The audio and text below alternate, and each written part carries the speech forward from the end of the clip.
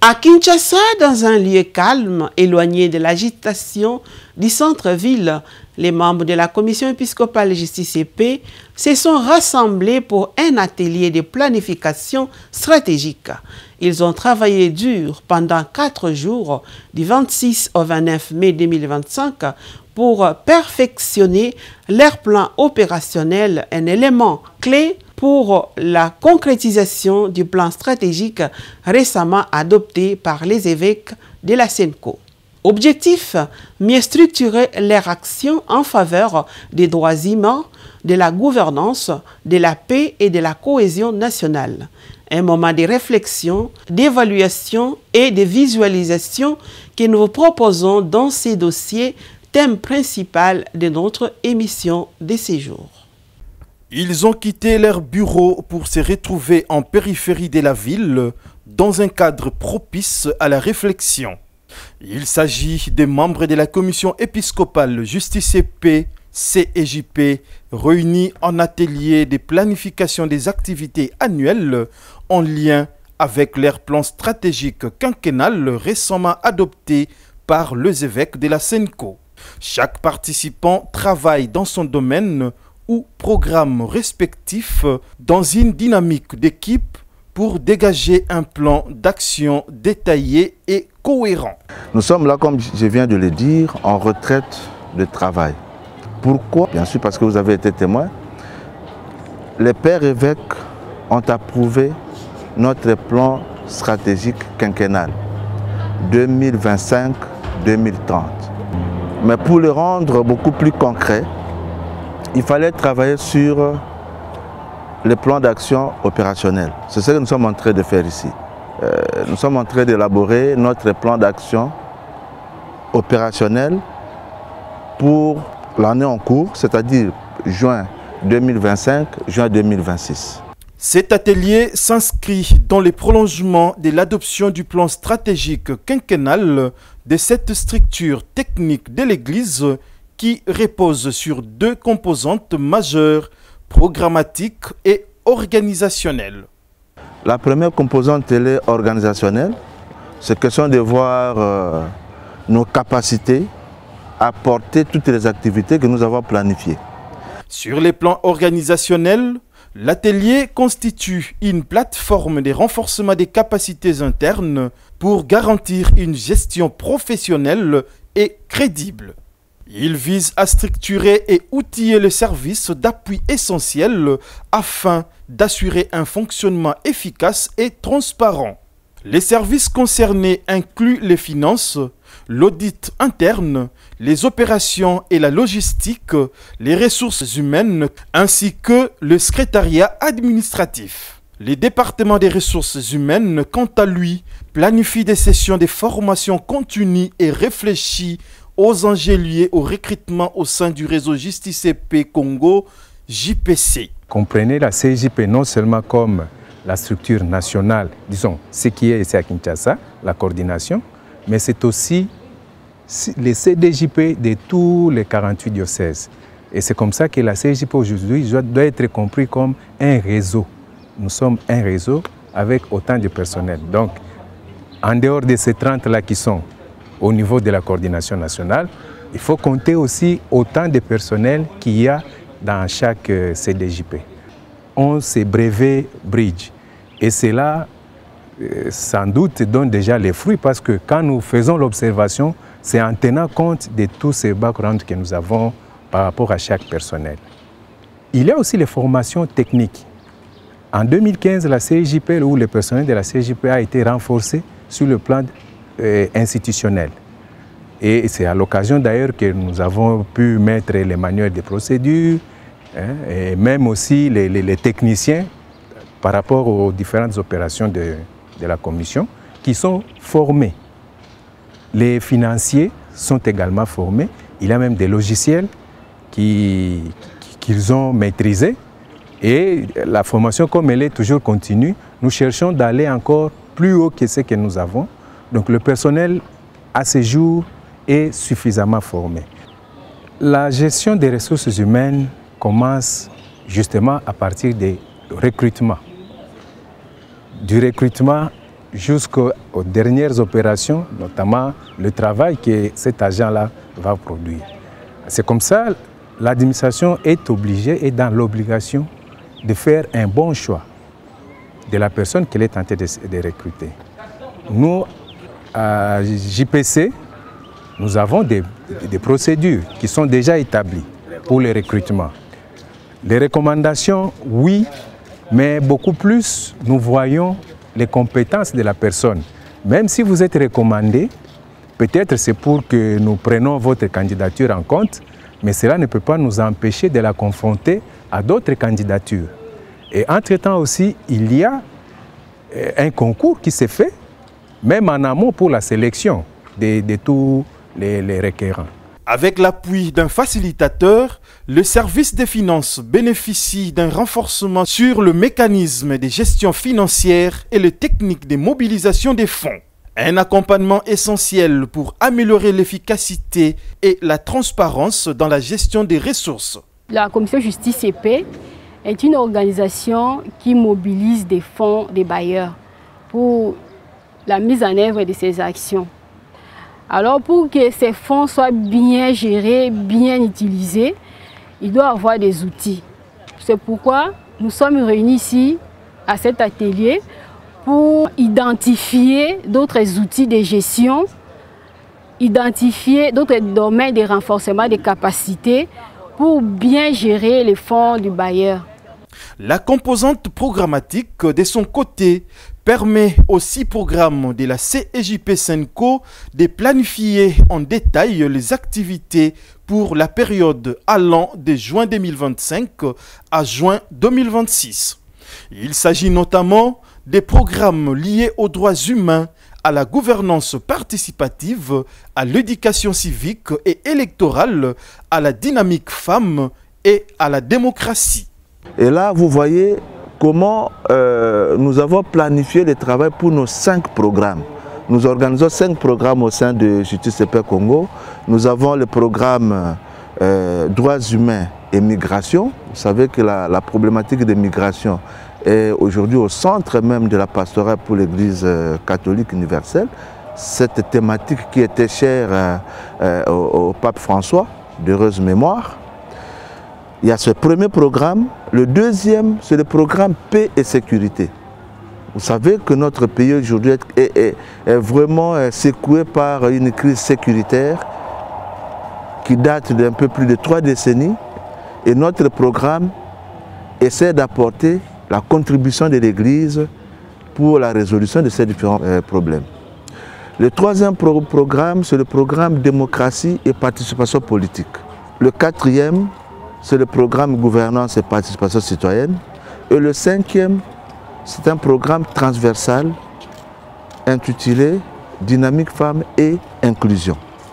Donc pour chacun de ces programmes, nous devons élaborer une planification opérationnelle comme un plan d'action opérationnel, comme je l'ai dit au départ, pour bien mener notre travail, pour que nous puissions voir clairement comment est-ce que nous allons travailler et atteindre nos objectifs. Et pour permettre aussi à nos partenaires de voir ce que nous on prévoit et jusqu'où on veut aller avec. Donc c'est en ce sens-là. En ce qui concerne la composante, la première composante organisationnelle, c'est que c'est de voir, dans cette composante, nous avons ajouté un élément important, c'est la transformation numérique. Nous voulons impliquer de plus en plus le numérique dans la conduite de nos activités pour les rendre de plus en plus efficaces, surtout en termes de planification, d'évaluation, mais aussi de visibilité de tout ce que nous sommes en train de faire. Cet atelier offre également une opportunité précieuse pour chaque composante de clarifier son champ d'action et les activités prévues durant l'année pastorale en cohérence avec les priorités stratégiques définies. La composante programmatique ou opérationnelle qui a 4 axes. Et les 4 axes répondent pratiquement aux 4 programmes, mais qui incluent également le programme transversal Dynamique Femmes et Inclusion.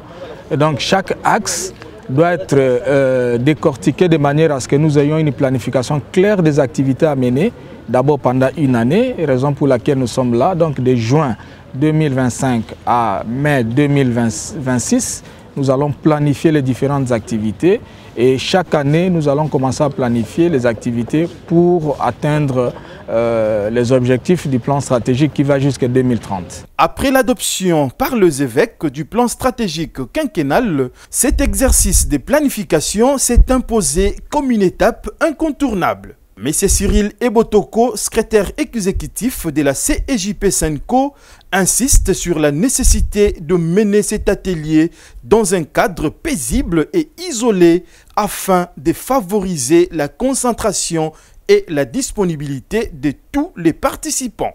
Vous savez, pour la vie d'une organisation comme JTCP Congo, la planification opérationnelle, elle est capitale. Et cela devrait se faire dans la plus grande sérénité possible.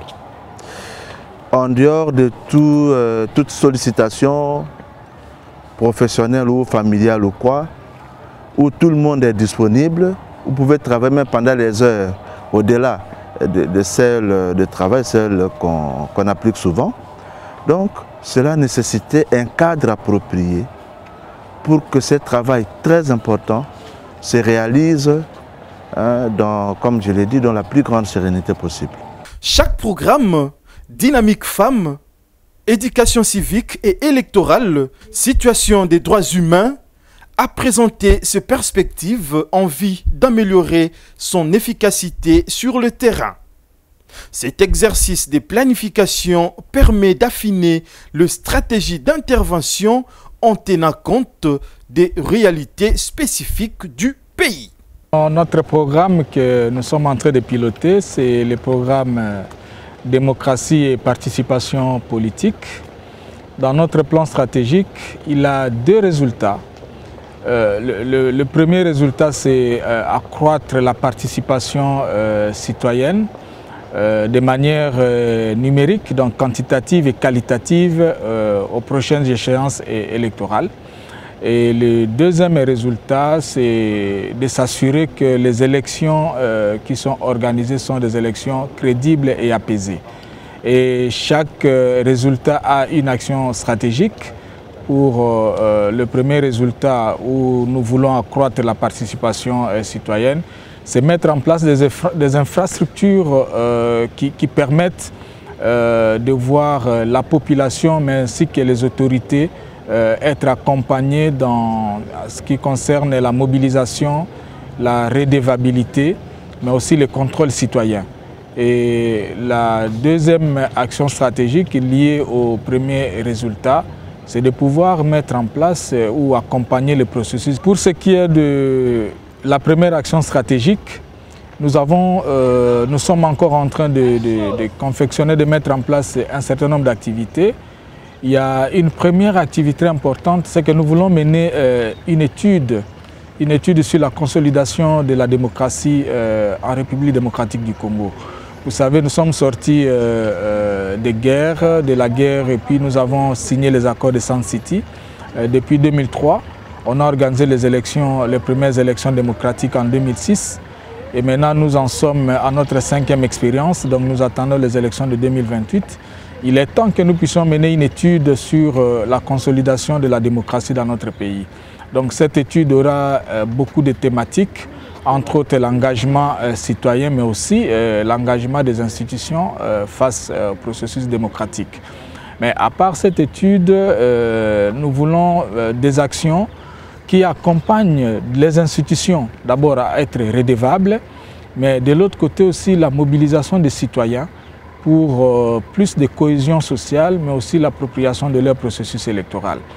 Mais il n'y a pas que ça, il y a aussi des actions d'appui aux réformes donc, du cadre institutionnel pour permettre à notre pays d'être doté des institutions dignes de ces noms par rapport à l'organisation des élections. Et par rapport à la deuxième action stratégique, qui est celle d'accompagnement des processus électoraux, nous allons mettre en place des actions qui ont trait à la mise en place d'abord d'une mission d'observation électorale. Cette mission d'observation, c'est de pouvoir rassurer la population.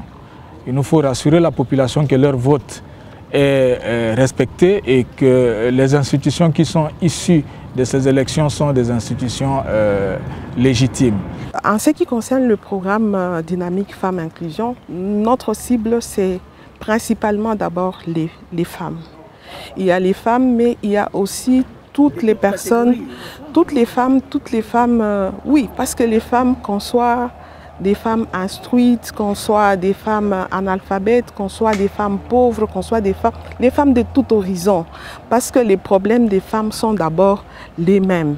Donc c'est toutes les catégories des femmes sont concernées, mais il y a aussi des personnes qui font partie des groupes marginalisés. Et les personnes faisant partie des groupes marginalisés, nous avons notamment des personnes vivant avec handicap, nous avons également les peuples autochtones, nous avons aussi les personnes vivant avec albinisme, qui souvent sont des personnes un peu marginalisées, qui sont à l'écart, invisibles, qu'on ne voit pas. Et nous pensons que nous aurons une attention particulière pour ces catégories de personnes.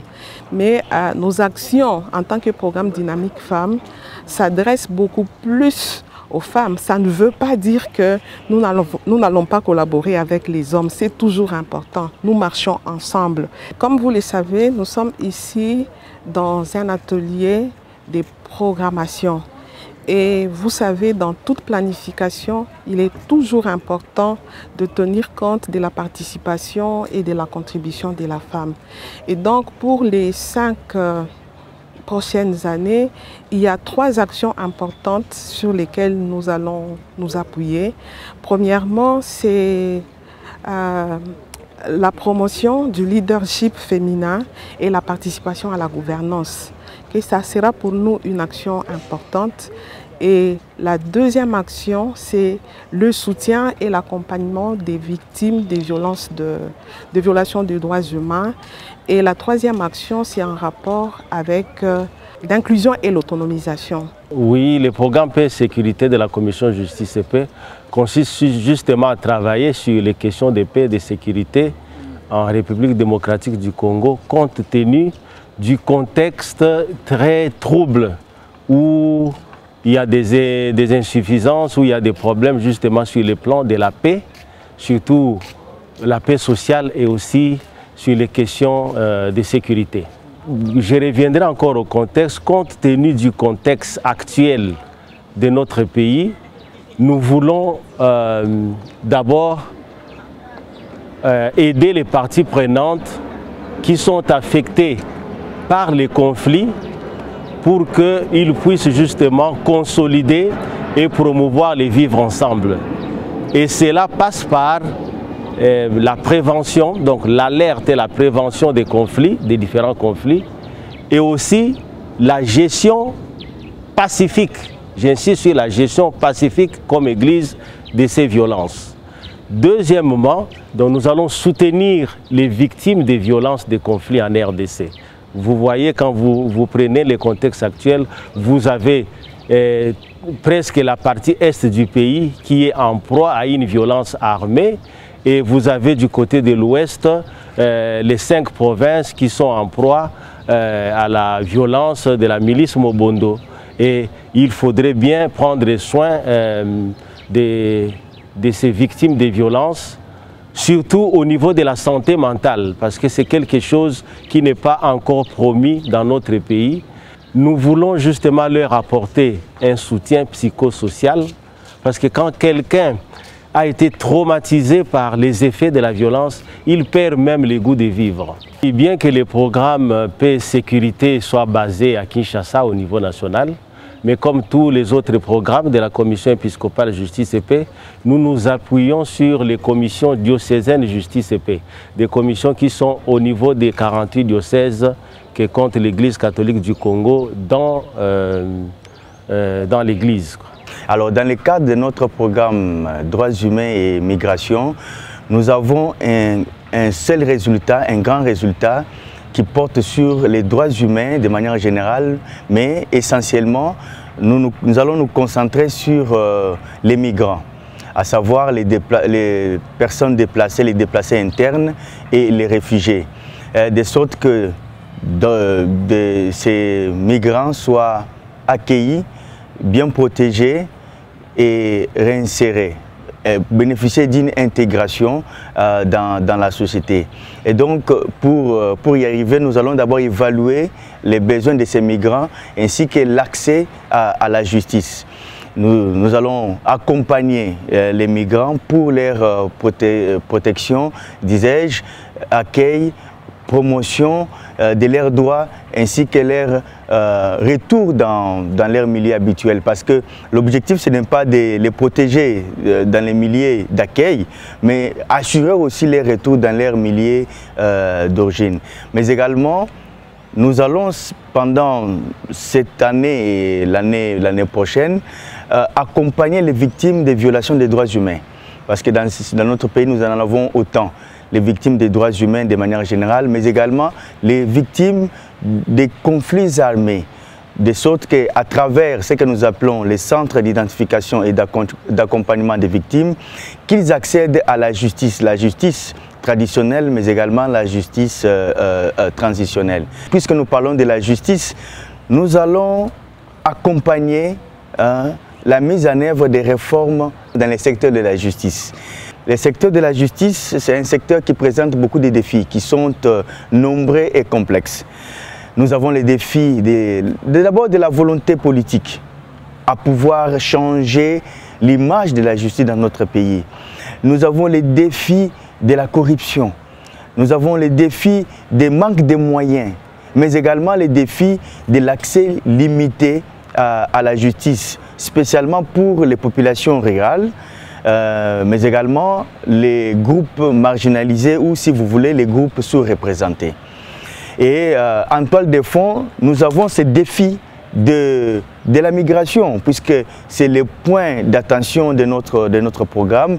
Les défis de la migration, je citerai les problèmes liés au conflit intersocial, le conflit social, c'est-à-dire les tensions culturelles. Nous avons les tensions sociales en rapport avec l'emploi, en rapport avec les logements. C'est comme ça que nous voulons accompagner les migrants, de sorte qu'ils aient un logement plus ou moins décent et qu'ils soient bien accueillis.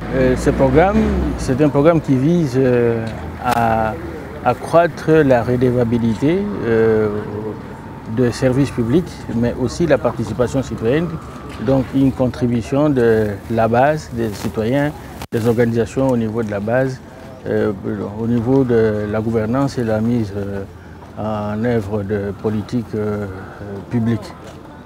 Et ce programme consiste à atteindre, je peux dire, 3 résultats, ou du moins il y a 3 actions qui vont être menées dans le cadre de ce programme. Il y a d'abord l'appui à la participation citoyenne pour la mise en œuvre de politiques publiques, justement. Ça, c'est la première action. La deuxième action, c'est l'appui et l'accompagnement des infrastructures de participation citoyenne. Et la troisième action va viser à appuyer le civisme fiscal et la lutte contre la corruption. Il faudrait que la population s'implique et prenne conscience aussi de sa responsabilité, de sa participation dans la mise en œuvre de politiques publiques.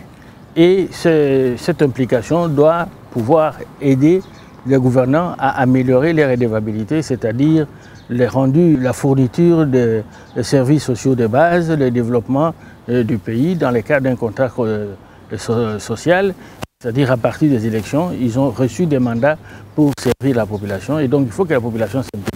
Et là, nous partons à partir des structures comme les comités locaux de gouvernance participative qui sont dans plusieurs provinces.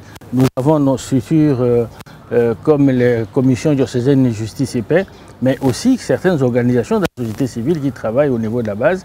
Et nous nous donnons la mission de renforcer et d'appuyer ces structures-là, de les accompagner au niveau de la base pour qu'à leur niveau, ils puissent faire le travail au niveau local, mais aussi au niveau provincial et au niveau national. Et donc le but que nous visons, c'est améliorer les politiques, la mise en œuvre des politiques publiques.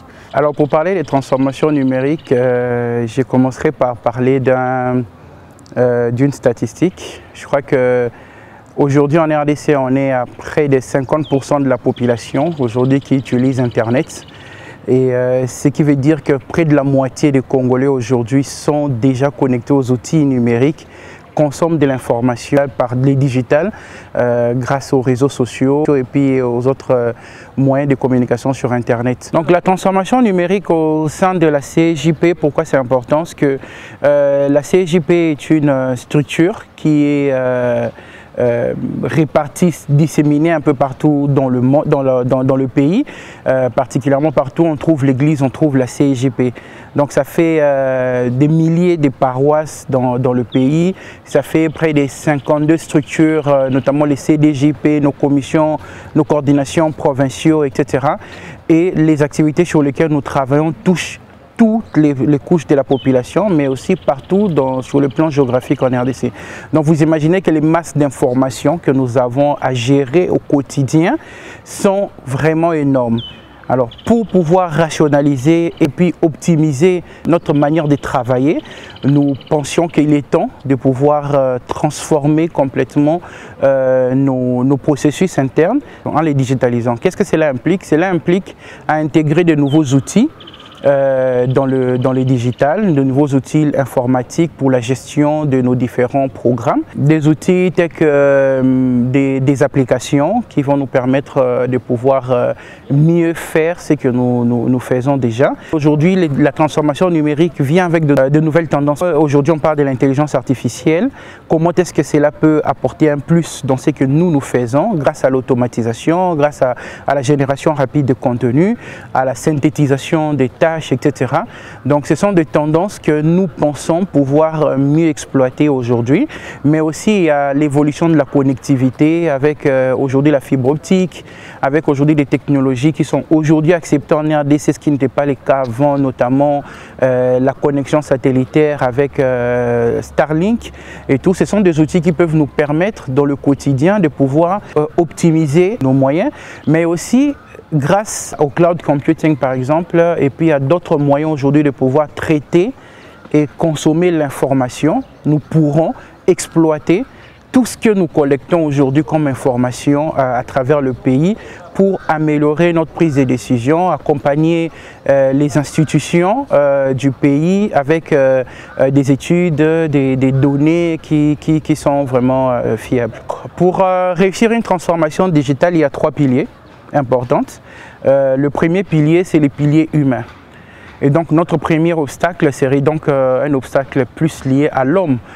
Préparer notre organisation sur le plan humain à pouvoir s'adapter à ces nouvelles technologies.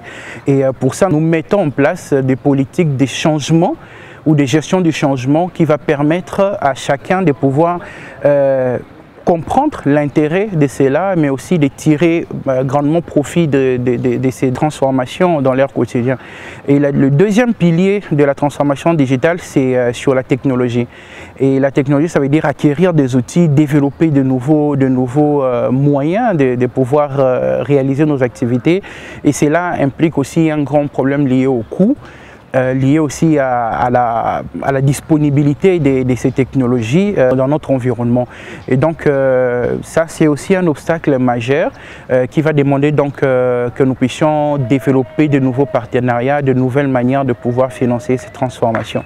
Et le troisième pilier dans la transformation digitale, c'est la gouvernance, où nos processus, nos procédures doivent aussi s'adapter. Je crois que sur le plan légal, il y a eu certaines avancées qui ont été faites au pays, notamment des avancées sur le code du numérique qui a été publié. Sur le plan de procédure, bien sûr, il y a aussi adapter nos outils de gestion interne, nos politiques internes sur les questions liées à cela. Donc, dans le pilier procédure, le plus grand obstacle, c'est plus un obstacle aussi des changements, parce qu'il faudrait que l'organisation puisse aussi adapter sa manière de fonctionner aux outils ou à la transformation digitale, mais aussi sur le plan légal de voir comment est-ce qu'on peut adapter notre cadre légal avec le besoin de la transformation numérique. Cet atelier représente une étape déterminante pour la Commission épiscopale Justice et Paix, CEJP, dans sa mission de promotion des droits humains, de la justice sociale et de la paix en République démocratique du Congo. Pour assurer son succès, Des approches méthodologiques spécifiques ont été mises en œuvre, adaptées à la nature technique et opérationnelle de l'institution. Nous avons d'abord choisi un facilitateur professionnel. Cet atelier est facilité par Interpis, qui est un organisme international de grande notoriété, qui est spécialisé bien sûr sur les questions de paix et de sécurité, mais qui regorge en son sein des experts en matière de planification, des experts en matière d'identification des résultats, de ceci, en fait de planification pour nous aider à bien mener ce travail. Après cela, il y a des petits exposés qui sont faits, mais le gros du travail est fait par groupe. Chaque département constitue un groupe et selon les doigtés didactiques mises en place par le facilitateur, on essaie d'évoluer par groupe à travers le carrefour pour arriver in fine au résultat que nous voulons, c'est-à-dire avoir un plan d'action opérationnelle annuel pour Justice et Paix Congo. À l'issue de ces travaux, la CEJP dispose désormais de plusieurs outils stratégiques. En plus du plan opérationnel, un budget détaillé de toutes les activités prévues a été élaboré. Un livret de mobilisation des fonds a également été conçu pour appuyer les démarches auprès de partenaires financiers. Conformément à sa planification, la CEJP attend s'adresser aux bailleurs potentiels afin de mobiliser les ressources nécessaires à la mise en œuvre de son plan stratégique. Une journée spéciale de levée des fonds est d'ailleurs prévue au courant de l'année pour renforcer l'autonomie financière de ces actions. C'est sûr que ça sera un budget important. Nous comptons bien sûr sur nos partenaires traditionnels, ceux qui font confiance à Justice et Paix Congo, ceux qui sont toujours là pour nous appuyer financièrement. Mais vous savez que lors de la dernière réunion avec le père évêque, nous avons obtenu l'autorisation de faire la levée des fonds pour financer nos activités. Et pour cela, nous avons retenu la journée du 21 septembre, journée dédiée à la paix au niveau universel. Mais pour nous, le réseau Justice et Paix dans son ensemble, pour l'ensemble du pays, nous allons célébrer ce jour-là la journée nationale Justice et Paix. Et à l'occasion de cette journée, nous allons lancer la levée des fonds. L'atelier a aussi permis de relancer les services de suivi et évaluation, un pilier essentiel pour mesurer l'impact des interventions sur le terrain et garantir la transparence dans l'exécution de programmes. En appuyant les structures de participation citoyenne au niveau de la base, nous pensons que ça va accroître la transparence dans les activités que les responsables publics vont mener dans leur politique. Et s'il y a une transparence, ça signifie qu'on peut améliorer la redevabilité parce que ça ne sera plus quelque chose qui sera mené uniquement par les dirigeants à l'insu de la population, mais la population chaque jour sera informée et pourra accompagner, et donc cela peut permettre d'améliorer la redevabilité. Mais aussi le fait que cette même population, à travers les structures comme le comité locaux de gouvernance participative, participe à l'élaboration de ces programmes. Donc on pense que ces programmes vont pouvoir intégrer les desiderata de la population parce que le contenu sera influencé par toutes ces structures, et donc ce sera des programmes, je peux dire, incarnés, des programmes qui vont directement répondre aux besoins de la population, et donc la redevabilité en termes de fourniture de services sociaux de base va devoir nécessairement s'améliorer, et donc ça c'est important, mais ça permet aussi aux citoyens organisés au niveau de la base de pouvoir mener des activités pour contraindre les dirigeants à mieux travailler. Par exemple, comme les structures là ont des informations et que les structures travaillent et les gens s'engagent, il est fort possible que les dirigeants cherchent à s'écarter, mais la société civile au niveau de la base, les structures citoyennes au niveau de la base peuvent faire pression, peuvent protester, peuvent faire tout un tas d'activités. Ils peuvent faire des plaidoyers pour permettre au gouvernement de revenir sur les vraies politiques qui ont été définies et d'arriver aux vrais résultats qui sont attendus. À la clôture de cet atelier, M. Cyril Ebotoko, secrétaire exécutif de la CEJP Senco, a lancé un appel aux bailleurs et aux personnes de bonne volonté, les invitant à soutenir cette dynamique au service de la paix, des droits humains et du bien commun en RD Congo. Au nom de Justice et Paix Congo Asbel, je voudrais exprimer notre gratitude à l'endroit des pères évêques pour nous avoir doté de cet instrument de travail, notre plan stratégique quinquennal, qui nous permet aujourd'hui d'élaborer nos plans d'action opérationnelle. Ce sont des outils très importants pour une organisation comme la nôtre, un réseau comme le nôtre avec 48 commissions diocésaines et justice à travers le pays.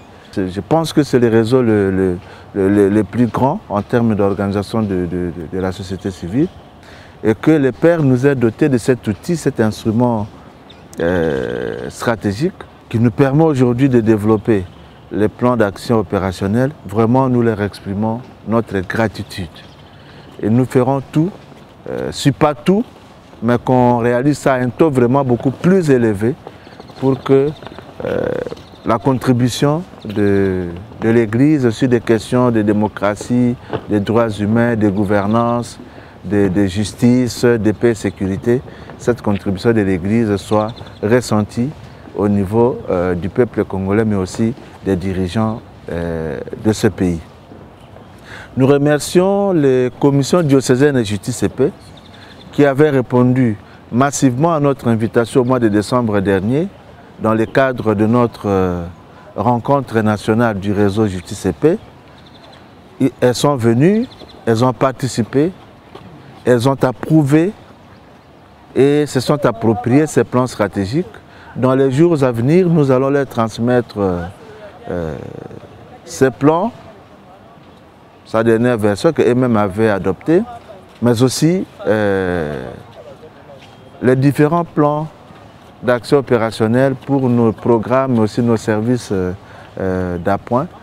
Tout cela leur sera transmis dans les plus brefs délais, dès que le document sera consolidé, parce que c'est pour l'ensemble du réseau, ce n'est pas à nous seuls. Comme je l'ai dit, nous remercions nos partenaires traditionnels, ceux qui nous soutiennent toujours. Les plans d'action opérationnelle sont là et vous seront transmis dans les plus brefs délais, donc pour continuer notre partenariat comme d'habitude.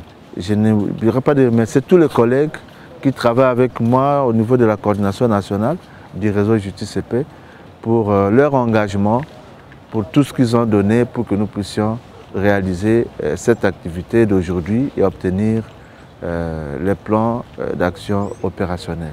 La commission épiscopale Justice et Paix sort de cet atelier renforcé avec des orientations claires, des outils précis et une ambition renouvelée, servir la société congolaise dans la vérité, la justice et la paix.